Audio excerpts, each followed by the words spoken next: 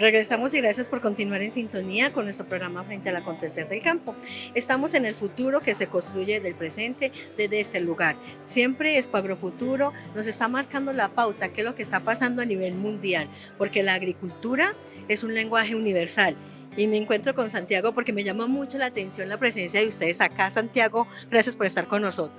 A vos, gracias Gloria. Para nosotros es un honor estar aquí representando el interés que tiene el alto gobierno surcoreano por apoyar el proceso de tecnificación del campo colombiano. En la relación comercial entre Colombia y Corea, los coreanos consumen mucho alimento colombiano. Se enmarca en una relación comercial donde la comida colombiana, el agro colombiano pone mucho y es bastante determinante.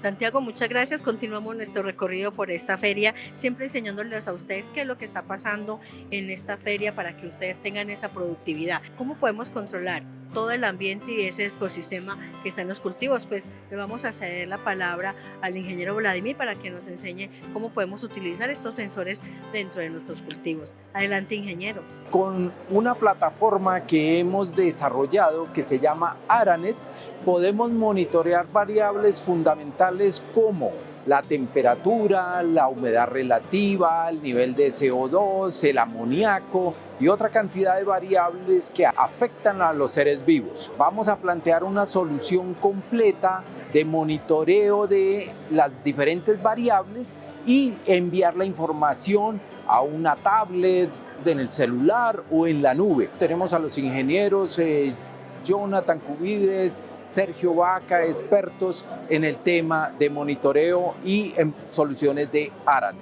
¿Cómo sabemos qué tan buena es la calidad de luz que están recibiendo las plantas? Gracias a este tipo de sensores podemos medir la radiación fotosintética, la cual nos indica o es un indicador de qué tan buena es la luz que está recibiendo esta flor. Gracias a este tipo de sensores y a su característica inalámbrica, podemos ubicarlos muy cerca al proceso, en donde vamos a poder tener mediciones fiables de estos valores. Tenemos otro tipo de sensores, como lo son los sensores de temperatura y humedad relativa.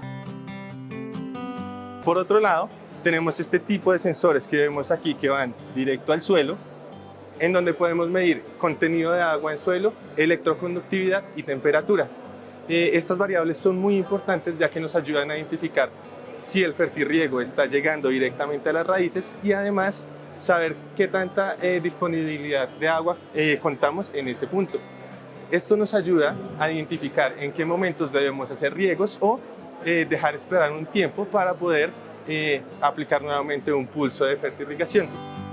Esta nos permite saber cuál es la disponibilidad que tienen las plantas para poder realizar su fotosíntesis. Conociendo estos valores podemos generar ciclos de recirculación de aire para remover el CO2 que está en exceso o incluso inyectar nuevas fuentes de CO2 para que las plantas florezcan o hagan toda la parte de llenado de frutos. Por otro lado, tenemos esta serie de sensores que son muy importantes para la industria avícola, como lo son la parte de medición de amoníaco. Él es muy importante ya que nos permite conocer las cantidades que están recibiendo las aves en el galpón. Si estos valores son muy altos, vamos a tener reducción en la parte de alimentación y reproducción. Conociendo estos valores podremos hacer la circulación correcta de aire, puedan estar en un ambiente adecuado y aumente su producción. Bueno, una de las tantas aplicaciones que podemos cubrir con nuestros sistemas de monitoreo inalámbrico ambiental Aranet es todo lo que hoy en día se habla de calidad del aire.